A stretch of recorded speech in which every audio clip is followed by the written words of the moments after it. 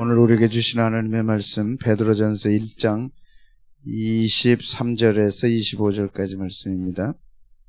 함께 봉독하시고 주의 음성 들으시기 바랍니다. 시작. 너희가 거듭난 것은 썩어질 씨로 된 것이 아니요 썩지 아니할 씨로 된 것이 살아있고 항상 있는 하나님의 말씀으로 되었느니라. 그러므로 모든 육체는 풀과 같고 모든 영광은 풀의 꽃과 같은 푸른 마르고 꽃은 떨어지되 오직 주의 말씀은 세세토록 있도다 했으니 너희에게 전한 복음이 곧 이 말씀이니라. 아멘. 생명 시리즈죠, 목사님. 그래서 저도 생각 안 했는데 듣고 보니까 맞는 것 같아요. 생명 시리즈가 됐습니다. 기억나시는 거 첫 번째 뭐였습니까? 거룩이 생명이다. 두 번째 보혈이 생명이다. 세 번째 예수님이 생명이다. 네 번째 말씀이 그렇습니다. 말씀이 생명입니다. 성도는 말씀이 있어야 살고 말씀이 없으면 죽습니다. 우리 생명보다 귀합니다. 보혈의 능력 세 가지. 왜 보혈이 귀하냐? 세 가지 기억하시겠죠? 대속에 피 흘리십니다. 누가 나를 살리려고 나를 위해 피 흘려 주셨네요. 이 세상에 누가 그렇게 할 사람이 있어요? 예수님이 그렇게 하셨어요. 내가 당할 지옥의 그 무서운 형벌을 십자가에서 다 당하시고 살려내셨어요. 그러므로 능력입니다. 이 예수님의 보혈을 믿을 때 죄사함 받고, 요한계시록 20장 21장에 백보자 대심판이 기다립니다. 유사일에 태어난 모든 사람은 백보자 심판대 앞에 서서 이제 최종 심판 받을 때 우리는 예수 믿고 보혈을 믿는 자는 죄 없다 함을 받는, 의롭다 하심을 받는 영광이 있습니다. 너는 지옥이야, 지옥 할 때 우리는 하나님 앞에 할렐루야 하면서 너는 죄 없어, 천국이야. 얼마나 기쁘고 감사하겠어요. 보혈의 능력입니다. 그리고 우리를 보혈을 믿는 자를 하나님의 보좌 앞에 당당하게 들어가도록, 그래서 때를 따라 돕는 은혜를 구하도록 길려러 주셨습니다. 권세란 결재권이라 그랬죠. 도지사 결재권이 다르고 장관 결재권이 다르고 국무총리, 대통령 결재권이 다르죠. 대통령도 사람을 함부로 죽고 살릴 수 없잖아요. 근데 우리 주님은 인간의 생사화복을 홀로 주장하시고 죽은 자를 살리십니다. 아멘. 죄 있는 자를 죄 없게 하십니다. 자유함을 주십니다. 그 권한을 갖고 있죠. 하물며 천지만물을 창조하신 우리 주님 가운데 불가능한 게 뭐가 있겠어요. 그래서 때를 따라 돕는 은혜를 보좌 앞에 와서 구하라, 결제하리라. 기도란 결제받는 거죠. 이 가을이 가기 전에 하나님 해주셨어요 하고 목사님 감사합니다 하면서 문자 날려주시기를 바랍니다. 될 줄로 믿습니다. 그런 영광을 주셨어요. 그래서 담대히 보좌 앞에 가라, 감사함으로 가라. 그분이 우리를 위해 하신 일을 생각할 때 감사함으로 가라고 말씀했습니다. 그러나 예수님이 치르신 값은 이 땅에 누구도 치르지 못했습니다. 치를 수도 없습니다. 지옥 다녀오신 그 어마어마한 형벌입니다. 그러므로 우리는 늘 감사와 기쁨과 함께 진지함이 있어야 돼요. 값싼 복음이 아닙니다. 예수님의 생명과 바꾸신 엄청난 보혈의 피의 능력이죠. 그리고 오늘 이제 성경은 뭐다고요? 하나님 말씀. 아멘. 성경은 하나님 말씀입니다. 하나님이 우리에게 보내주신 편지입니다. 아멘. 네, 놀라운 첫 번째는 1500년에 걸쳐서 쓰여진 성경입니다. 1500년 전에 쓰여진 게 아니고 1500년이 걸렸어요. BC 1450년부터 AD 약 60년. 1500년 걸렸어요. 상상이 안 되죠. 40명이, 근데 40여 명이라 그랬습니다. 다 기록한 분이 확실한데 히브리서만은 아직 결정을 못했어요. 바울인 것 같다. 그러면 40명입니다. 40명이 1500년에 걸쳐서 썼어요. 1500년.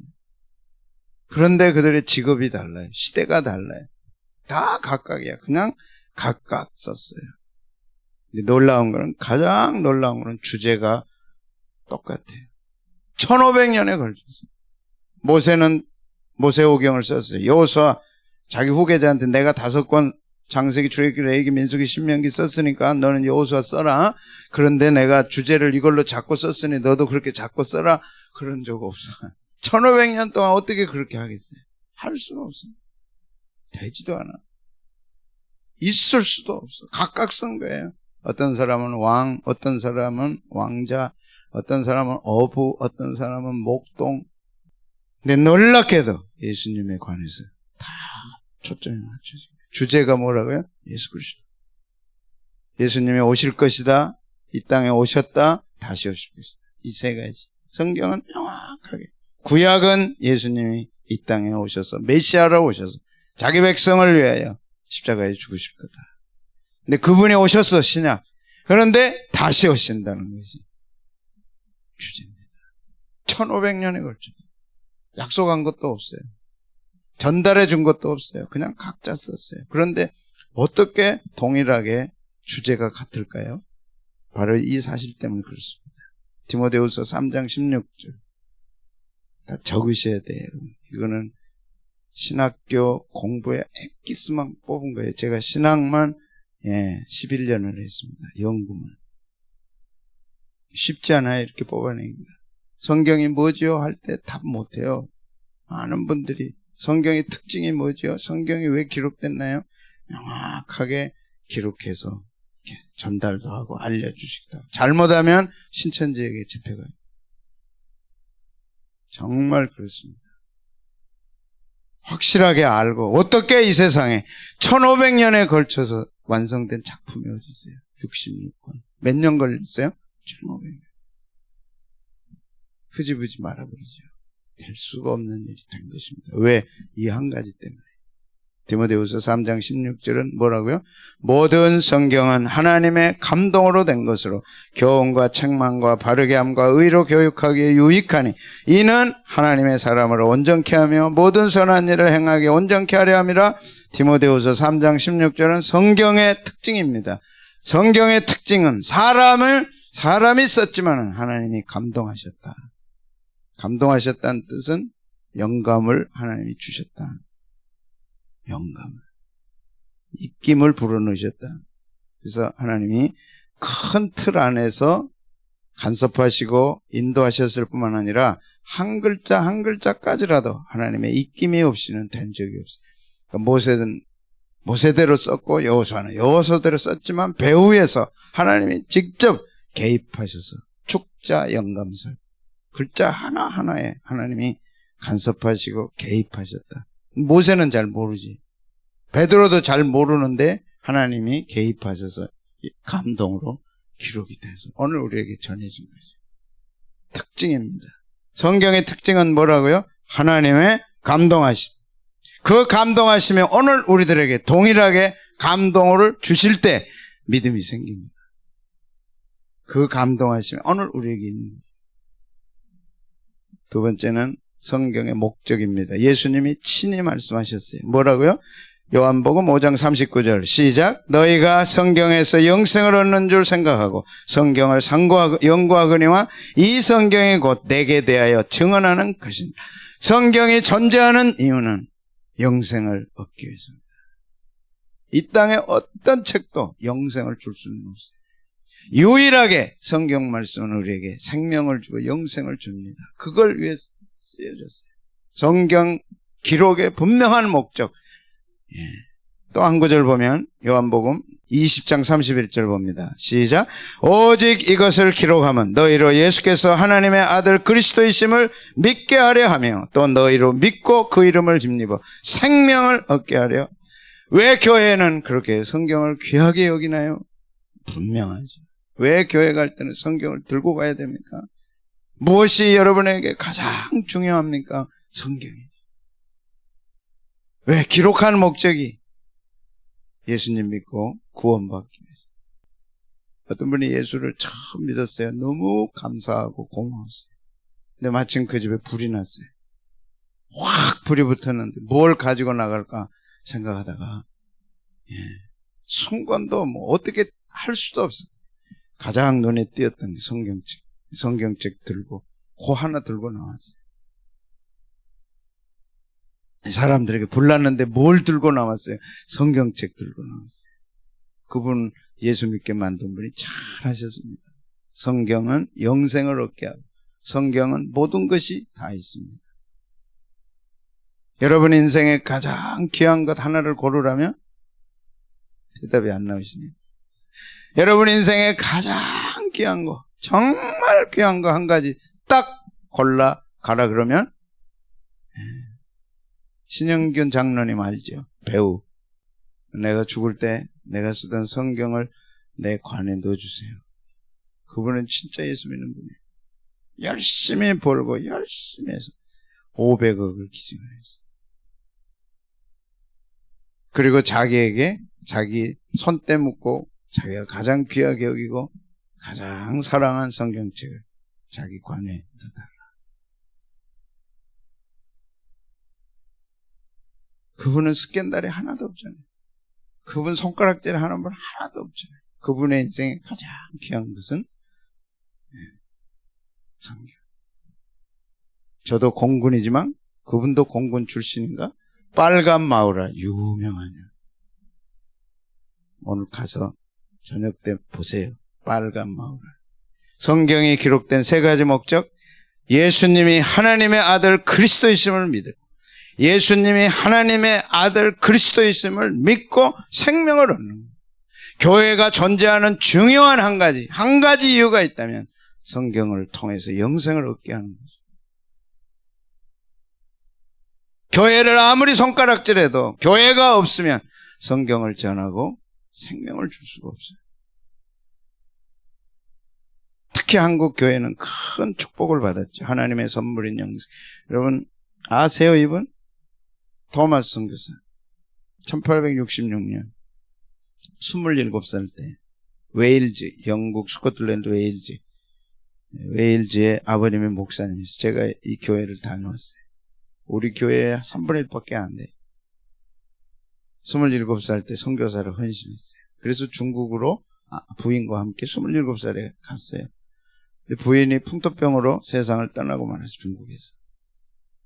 그래서 홀로 남게 됐어요.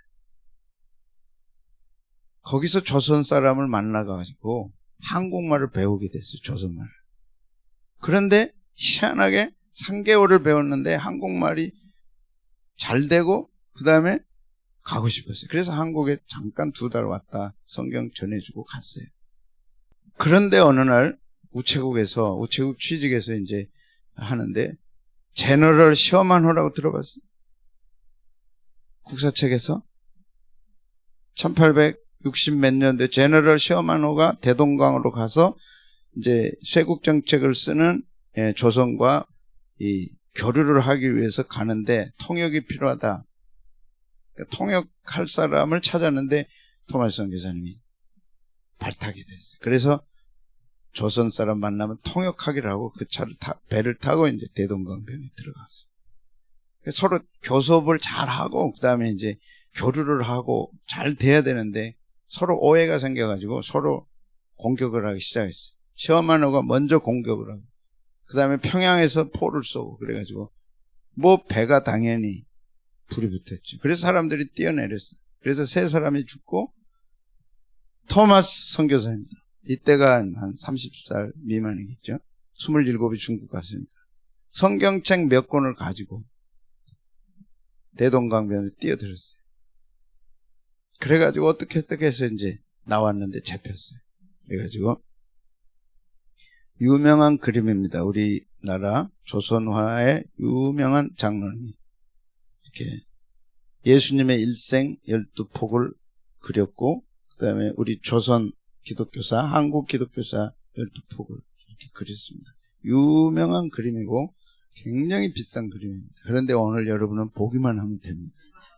이렇게 잡혔어요. 저렇게. 이제 칼로 턱 치면 끝나는 거예요. 근데 이 손에 성경책이 들려있어요. 그래서 지금 저 앞에 칼을 탁 하고 있는 분이 박충근이라는 분입니다. 평양을 지키는 사병이 칼을 들고 이제 목을 치기 직전에 멀리서 보기 때문에 잘 모르죠. 그런데 박충근 씨가 훗날 이제 장로님이 됐어요. 그리고 목을 딱 치려고 하는 순간 이 서양인이 자기한테 책 몇 권을 줬다. 그런데 놀랍게도 그걸 안 받을 수가 없어서 그걸 받았어. 그리고 목을 쳤어요. 그래서 목에서 피가 나서 그때부터 한국 성경은 빨강 옆이 빨갛어요. 다 빨갛게 되다가 어느 시점에서부터인가 이렇게 황금빛으로 빛났는데 유일하게 한국 성경만은 빨강 옆에 빨강색으로 칠해져 있는데 그게 토마스 선교사를 기념해서 그런 거다. 다른 어느 나라에도 보기 어려운 한국 교회사만 있는 첫 발을 디디고 그 자리에 대동강변에서 피를 토하고 죽었어요. 그것으로 자기는 끝났어요. 그런데 놀라운 일이 일어난 거예요. 이 박충근 씨가 성경책을 가지고 이제 그 당시에는 쇄국 정책을 썼기 때문에 서양 문물이나 서양 물건을 가지면 그럼 법에 어긋난 거예요. 그러니까 겁나니까 지금 같은 면장 정도 되는 박영수라고 하는 분한테 이 성경책을 갖다 줬어요. 내가 이게 받았다. 칼로 치기 전에 이게 주워서 이거 받았다. 그러니까 박영수 씨가 그걸 받은 거예요. 그래가지고 그때는 정의가 귀해가지고 권사님 책을 뜯어가지고 도배를 했어. 자기 방하고 벽하고 다 도배를. 이제 눈을 잘라고 보면 다 성경책이니까. 성경책을 읽다가 어느 날 예수님을 영접했고 장로님 돼서 박영수 장로님.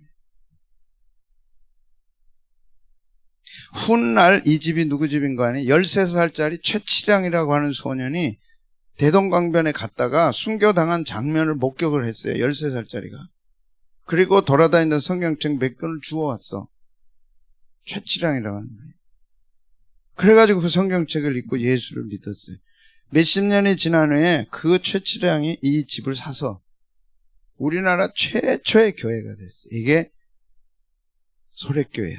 다른 말로는 널다리교회. 이 교회가 장차 장대영 교회, 1907년 대부흥이 일어났던 장대영 교회가 됐어요. 우리나라 최초의 교회는 피로 이 토마스 선교사가 피로 씨앗을 뿌려서 성경 몇 권을 줬는데 그 성경을 통해서 예수 믿고 그래가지고 최초 교회가 됐어요. 그러니까 한국 교회와 성경은 이렇게 깊은 관계가 있어요. 이 성경책을 통해서 예수 믿고 변화되고 그랬죠. 그러므로 빅토리아 여왕도 4억 인도는 잃어도 성경은 내 손에서 잠시도 떨어뜨릴 수 없다. 몇 억 인구요? 4억 인구.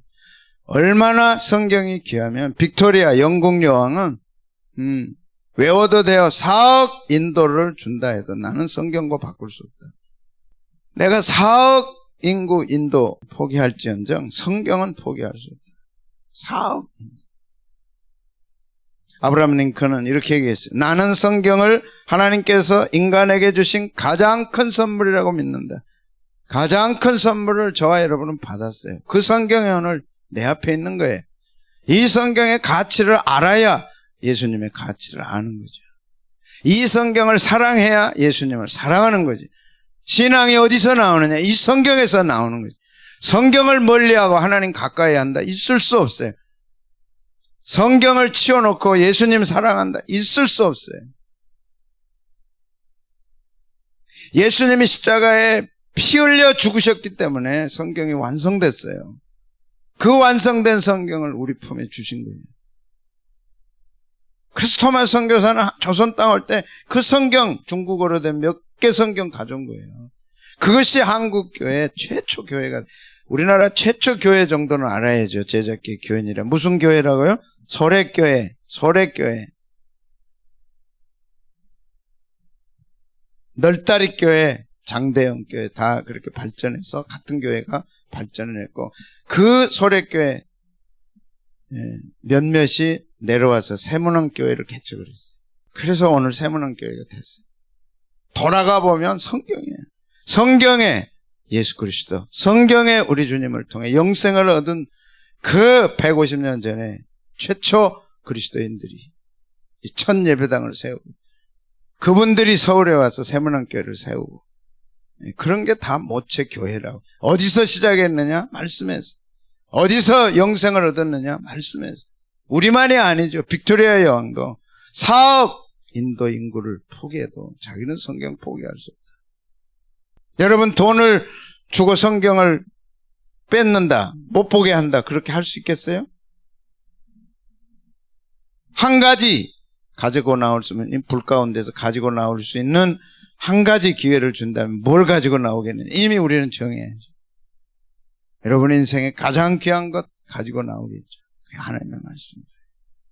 아브라함 링컨은 가장 큰 선물, 이 책을 통해서 하나님의 구세주의 귀한 모든 것들이 우리에게 전달된다. 오늘 베드로 사도는 이 성경은 하나님의 말씀인데 23절에 보면 살아있는 말씀이다 그랬습니다. 23절 같이 한번 보겠습니다. 시작.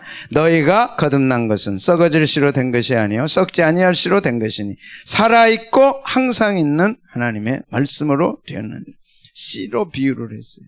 하나님의 말씀은 썩은 씨가 아니야. 썩은 씨는 아무리 땅에 심어도 안 나요.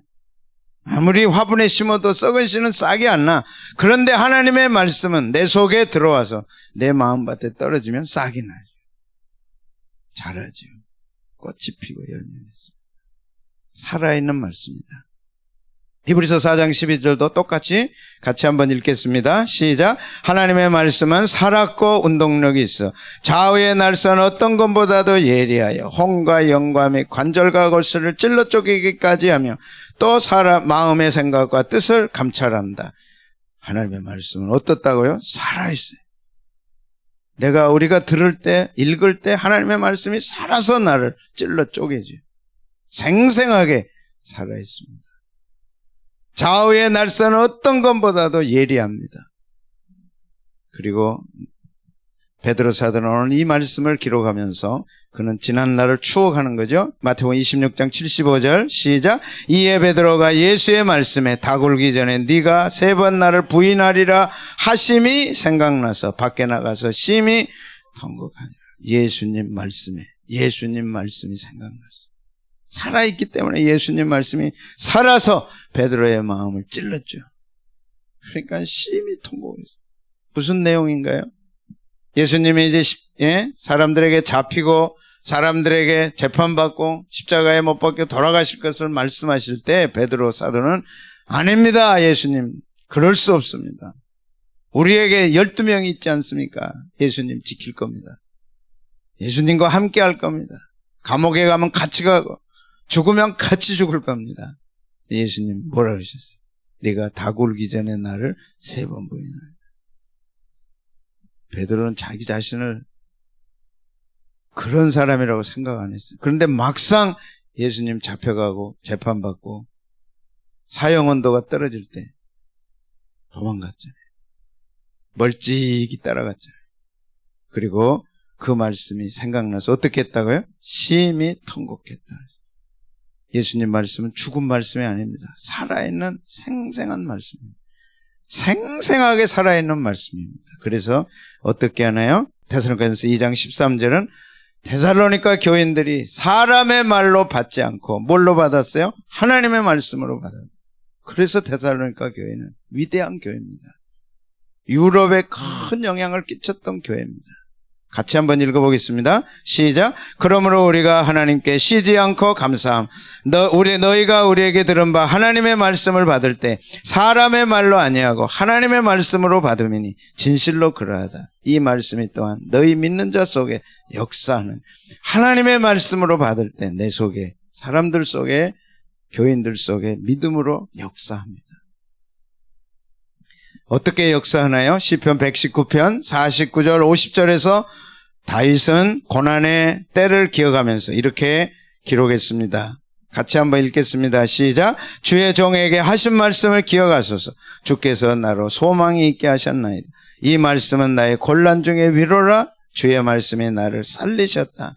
주의 종에게 하신 말씀이 소망을 준다는 거죠. 위로가 된다는 거죠. 나를 살린다는 거죠. 경험이 있으면 아멘. 죽을 것 같은데 하나님의 말씀을 만나면 위로가 되고 소망이 되고 살죠. 하나님의 말씀을 그대로 내가 아멘하고 받고 믿을 때 하나님의 말씀이 소망이 되고 위로가 되는. 인지야 그렇지. 인지 엄마 큰 수술 앞에 놓고 주일날 목사님이 이제 수술 받으러 갑니다. 목사의 마음은 참 찢어지죠. 하나님 한번 고쳐주시지.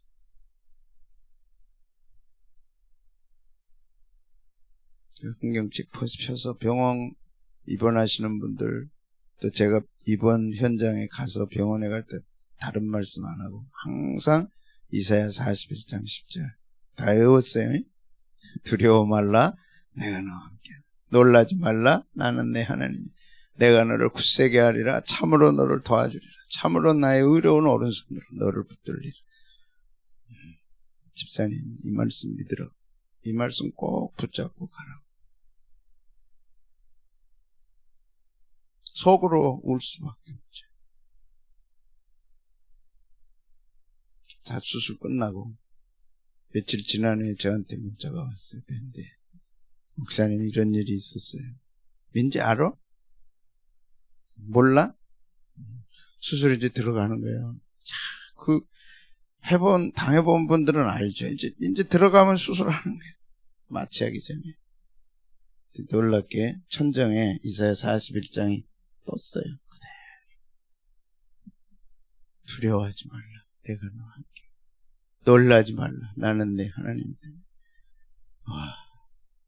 어저께도 문자 왔어요. 목사님, 빨리 가서 예배 드리고 싶어요. 교인들 목사님 보고 싶어요. 제가 오면 꼭 세워서 간증하고 싶어요. 듣고 싶어요. 그때 어땠는지. 박우성 권사님도 말씀이 지켜주셨습니다. 할렐루야. 말씀이 소망이 되는 거예요. 왜? 살아있기 때문에. 말씀이 위로가 되는 거예요. 왜? 살아있기 때문에. 성도는 살아있는 하나님의 말씀을 경험할 특권이 있는 거예요. 죽은 말씀이 아니라 살아있습니다. 아멘. 그 말씀이 소망을 주고 위로가 주는 줄로 믿습니다. 고난 가운데 지켜줄 수 있는 것은 말씀밖에 없어요. 그 말씀이 우리에게 소망이 되고 위로가 됩니다.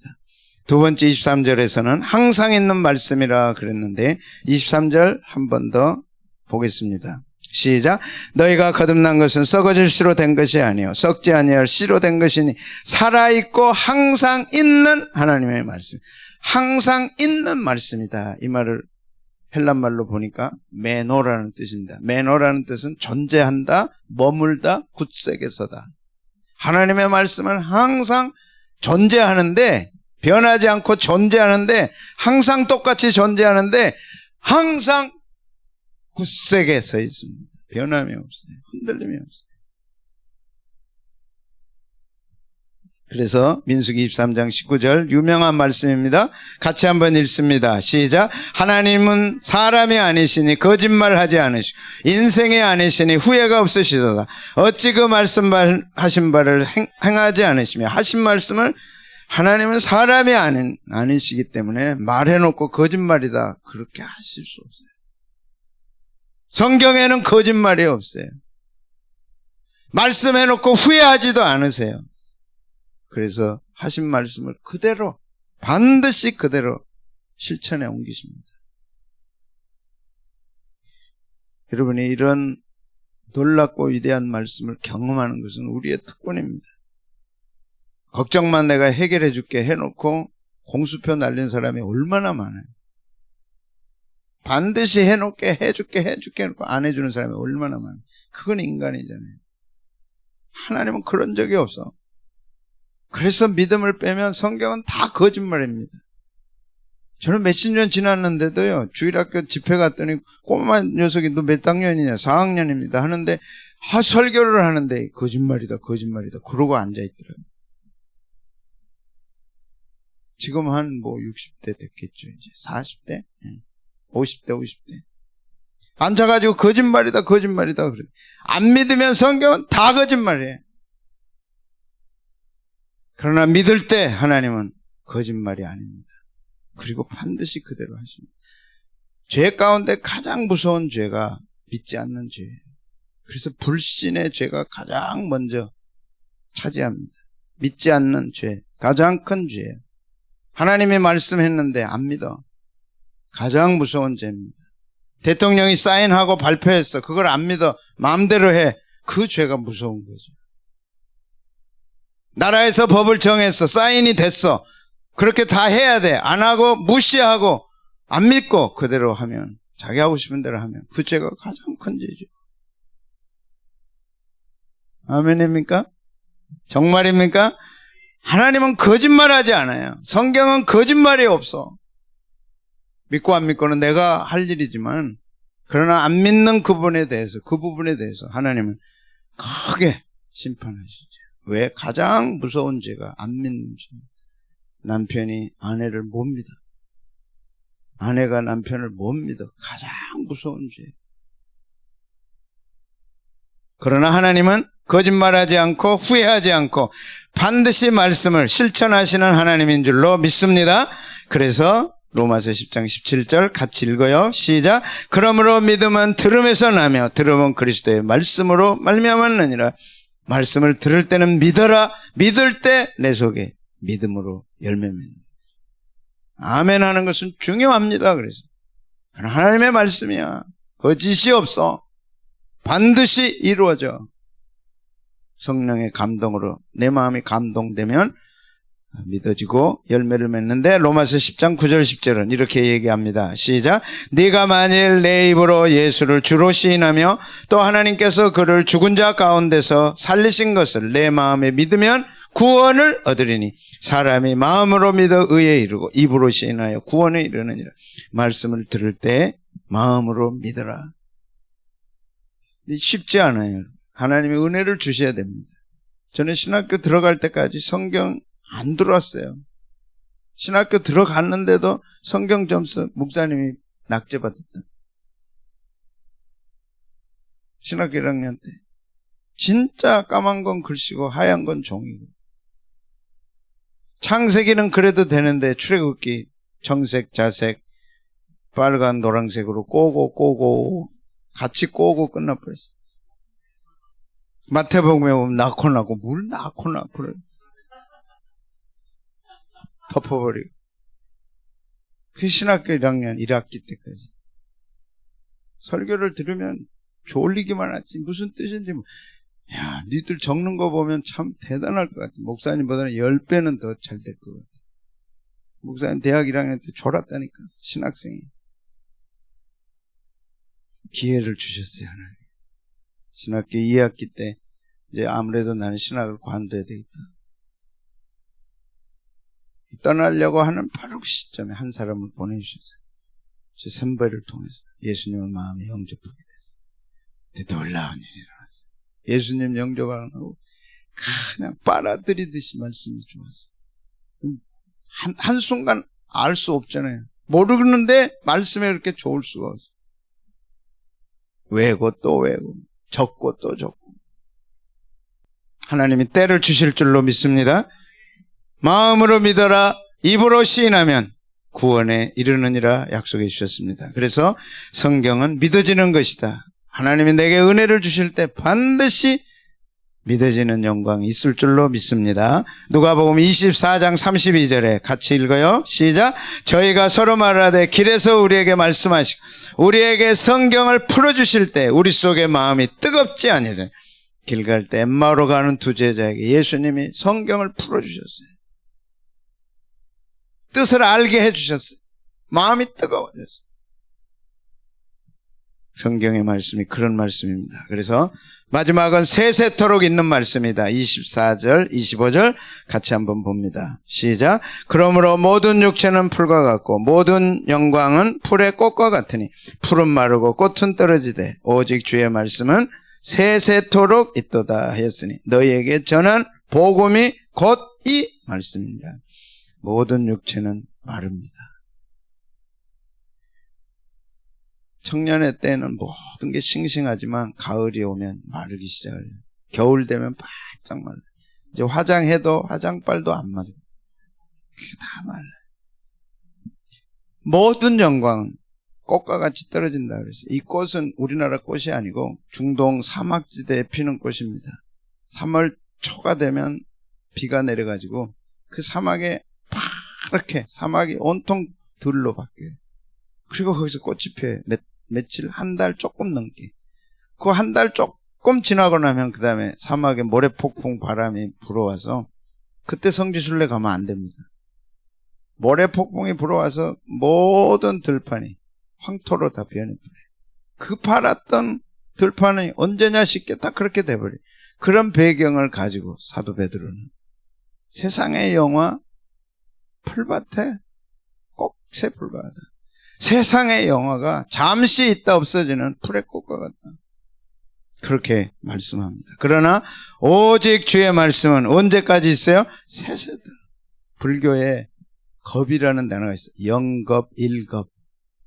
찾아보니까 일겁이 뭔고 하니 선녀가 하늘에서 100년에 한 번 내려와 치마 입고, 그래가지고 바위를 치마를 한번 살짝 건드리고 올라가. 100년에 한 번씩. 100년에 한 번 와가지고 치마로 살짝 흔들고 가, 바위를. 그래서 그 바위가 다 없어지는 게 일겁이야. 기억되니? 선녀가 치마 입고 와가지고 이 바위를 한번 치마로 흔들고 가가지고 스치고 딱 지나가서 그 바위가 다 없어지는 게 일겁이야. 억겁, 그 영혼이다. 그러면 바위 어깨가 그렇게 없어지면 안 놀래니까 모르겠어요, 여러분. 그게 억겁이다. 그런데 억겁보다 더 큰 게 영원이야. 영원은 영원이야. 하나님의 말씀은 영원토록 있어. 변하지 않아. 없어지지 않아. 그래서 예수님은 친히 이 말씀하셨어요. 오늘 우리가 말씀에 뿌리 내리고 말씀을 믿어야 되고, 말씀을 믿을 때 영생을 얻고 생명을 얻고 위로와 소망을 얻는데 말씀이다. 근데 예수님은 왜 말씀이냐? 이렇기 때문에 말씀이다는 거죠. 왜 우리가 말씀이냐? 이렇기 때문에 말씀이다. 뭐라고요? 시작. 천지는 없어지겠으나 내 말은 없어지지 않아. 만약 이렇게 되면 그 벌이 어마어마하다는 걸 우리에게 말씀합니다. 요한계시록 22장 18절 19절입니다. 시작. 내가 이 책의 예언의 말씀을 듣는 각인에게 증거하노니 만일 누구든지 이것들 외에 더하면 하나님이 이 책에 기록된 재앙들을 그에게 더하실 거다. 창세기 1장 1절이 태초에 하나님이 천지를 창조했다. 창세기 2장은 말씀으로 천지를 창조했다. 그래서 창세기 2장입니다. 그런데 요한계시록 22장은 그 말씀에 하나라도 더하거나 빼면 반드시 책임을 물으리라. 그런데 그 죄가 어마어마하죠. 이 책에 기록된 모든 재앙을 더하겠다. 만약 말씀 하나라도 빼면, 한 획이라도 제해버리면 이런 벌이 있다는 걸 말씀했습니다. 그리고 성경은 끝납니다. 요한계시록 22장 마지막 부분입니다. 마지막 부분 뭐라고요? 절대 말씀은 믿어야지 손대면 안 된다.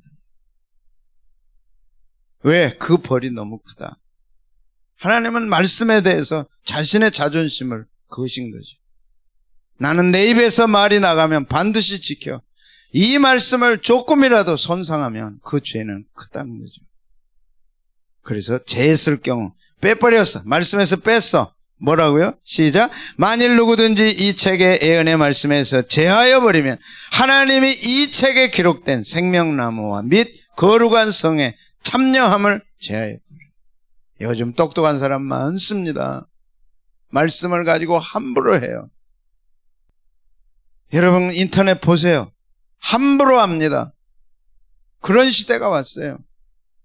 코로나가 우리에게 준 아픈, 정말 마음 아픈, 있어서는 안 될 일은 성도들이 하나님의 말씀을, 설교를 통해서 주어지는 하나님의 말씀을 선택하는 것이죠. 선택해야지. 지금은 선택 시대잖아요. 백화점 가도, 시장에 가도, 어디 가도 다 자기가 주인이 돼서 선택해. 다 자기가 주인이 돼서 선택해. 그래서 하나님의 말씀도 자기가 선택해요. 하나님의 말씀에 순종하고 복종해야 되는데 그것이 이제 점점 희박해져서 자기 듣고 싶은 거 듣고 싫으면 안 듣고 부담되면 안 하고, 이런 아픔을 코로나를 통해서 우리가 겪게 되는데, 그러나 알아야 됩니다. 하나님의 말씀을 절대 손대지 말라. 하나님의 말씀을 하나님의 말씀으로 받을 때 그 축복이 크다. 이제 우리가 훈련해야 할 거는 하나님의 말씀을 들을 귀를 주십시오. 설교를 선택하든 어떻든 하나님의 말씀으로 들려오게 하여 주시옵소서. 어쩔 수 없으니까.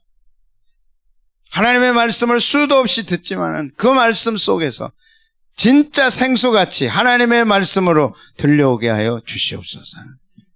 제하여 버리면 생명나무와 및 거룩한 성의 참여함을 제하여 버리십니다. 그리고 성경은 끝납니다. 사람들이 어떻든 내 곁에 누가 있든 상관없이 우리는 아름답고 귀한 말씀 생명샘입니다. 할렐루야. 하나님의 말씀은 살아있는 말씀, 흔들림이 없는 말씀, 세세토록 영원토록 있는 말씀. 이 말씀을 믿음으로 받을 때 영생을 얻고 이 말씀을 아멘으로 받을 때 위로가 되고 소망이 되고 힘이 됩니다. 하나님의 말씀을 하나님의 말씀으로 들려오게 하여 주시옵시고 생명과 위로와 소망을 얻게 하여 주옵소서.